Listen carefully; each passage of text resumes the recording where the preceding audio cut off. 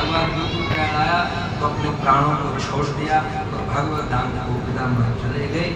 इधर महाराज पांडवों पर विदा लेकर के भगवान भी द्वारिका में चले गए और पांडवों ने भी महाराज सत्ता का भोग किया।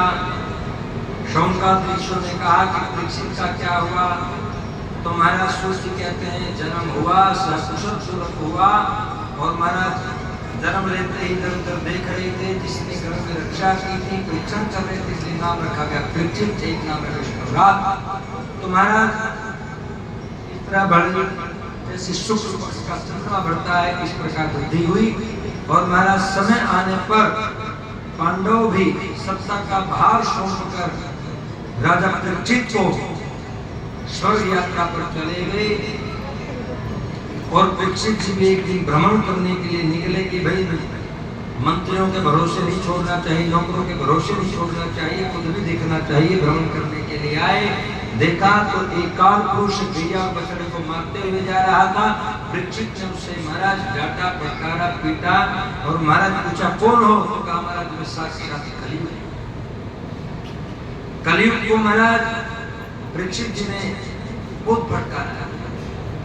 कलियुग शरणागति ली है कलियुग ने और शरणागत पर आघात नहीं करना चाहिए, मारना नहीं चाहिए। परीक्षित जी ने कहा गुरु क्या मान रहे हो, क्या चाहते हो, तो कहा महाराज मैं हूं तो कलियुग लेकिन मेरी विशेषता भी है। अरे विशेषता क्या है, जिस गाय की रक्षा करने के लिए गोविंद जिस धराधर पर आए हैं तो मुनि गैया को मारो, क्या तुम दुष्ट हो, कहा महाराज विशेषता भी है। कलियुग केवल नाम आधारा, सुमिर सुमिर न पुत्र नहीं पारा।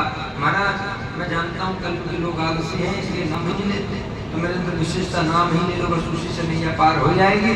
इसी को आधार बना करके चलते रहते हैं और लोग बड़े समझदार हो गए। मैं अभी जो पहले की बातें नहीं बैठा था, एक व्यक्ति ने ऐसा वाक्य बोला ना, ये आजकल विवाद में भी आता बीच में, किसी आदरणीय देवी जी ने कहा था कि माताओं को जो दोष लगता है रजो धर्म का ये है ही नहीं। अरे इसका मतलब पढ़ाई छोटे से छोटे ग्रंथ में भी लिखा है। उसने कहा वो देखो उनको पता नहीं था हम बैठे, वो किशोर से बातें करते, अरे इसमें फालतू बातें कहते मंदिर में मत जाओ उन दिनों में, तो कहाँ गए, कहाँ लिखा है, तो मेरे को लिखा दिखाते। मैंने उसका भैया इधर करना वो इधर करना क्या जानता, कहाँ लिखा दिखा, वो कहीं दिखा दे। मैंने कहा तुम्हारे जैसे लक्षण है ऐसी व्यवस्था गरुड़ पुराण उठा के लाओ, गरुड़ पुराण में लिखा है, क्या भागवत जी में लिखा है, देवी भागवत में लिखा है, महाभारत में लिखा, हाँ नहीं लिखा है, सब जगह लिखा है। उन दिनों में भगवत दर्शन भी नहीं करना चाहिए। अरे कमरे से बाहर ही शिव महापुराण में कितने बढ़िया विस्तार पूर्वक लिखा है। तब माता पार्वती को ब्राह्मण पत्नी पातिव्रत्य धर्म का नियम बता रही है, तो कितना विस्तार पूर्वक लिखा है। कोई हो तो नहीं पढ़ने वाला, कितना बड़ा दोष लिखता है, क्या करना चाहिए कब करना चाहिए, सब बातें हैं। तो कलयुग इस बात पर रीझ गए कि कलयुग केवल नाम धर्म, महाराज मेरा नाम ले बस, इसी पर रीझ गए। 4 स्थान दे दिए बढ़िया वाले, तुम पानो श्रेय सुना, जहाँ हिंसा होती हो, मदिरा पी जाती हो, प्रत्येक धातास के वहाँ भी कलयुग वास करता है, शराब पीते वहाँ भी कलयुग वास करता है, जहाँ हिंसा होती वहाँ भी कलयुग वास करता है। उलट स्त्रियों में जो है महाराज, उल्टा पुरुषों में महाराज वहाँ कलयुग वास करता है। तो कलयुग ने फिर प्रार्थना की महाराज कुछ तो कृपा करो, जैसा स्वरूप ऐसा आपने कमरे दे दिए, तो वीआईपी तो को कैसे बढ़िया है। फिर तो महाराज स्वर्ण में और वास दे दिया, रीच गए थे परीक्षित जी, तो स्वर्ण में वास देने के बाद चले गए। और महाराज एक दिन की बात है, भ्रमण करने के लिए निकले, अपने दादा भीम के द्वारा जीता गया मुकुट जो जरासंध का, तो उस मुकुट को धारण करके निकल गए और भूख प्यास से व्याकुल थे। शम्यक मुनि की कुटिया में चले गए। शम्यक मुनि महाराज साधना में थे।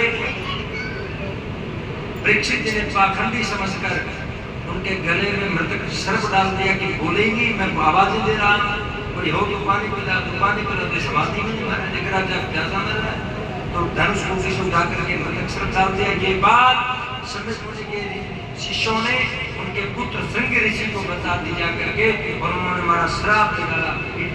मर्यादा तक सका सब समय यानी कि हे राजा परीक्षित, तुमने श्राप से मेरे पिता का अपमान किया है, तो मैं भी श्राप देता हूँ, सबसे तुम्हारी मृत्यु होगी। और महाराज श्राप के विषय में सब सम्यक मुनि को पता चला तो बड़े दुखी हुए, अपने पुत्र को डांटा है और कहा जाओ राजा परीक्षित को बता के आओ। तब राजा परीक्षित को पता चला कि श्राप लगा है, आप अपनी व्यवस्था कर लें। तो राजा परीक्षित सब कुछ अपना सर्वस्व छोड़ करके गंगा जी के तट पर जाकर के बैठ गए कि उपाय कुछ तो मिले।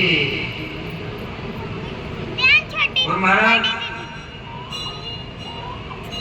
इतने संत महापुरुष आ गए, माने राजा परीक्षित कह रहे हैं शराब मिला है या वरदान मिला, समझ में नहीं आ रहा, भी कर सके भोगे। हम तो सोचते जी भर के जी लो महाराज, जो खूब करो, मरना है उतनी साथ में लगता है। अरे भाई मरना ये बात सोचनी है तो भजन करना, काय को खुश रहो बार बार कर चुका पाप करते जा रहे, अपनी मन में बातें बनाते। और उधर महाराज सब उपाय सोच ही रहे थे कि इतनी ही देर में भगवान शुभदेव का आगमन हुआ।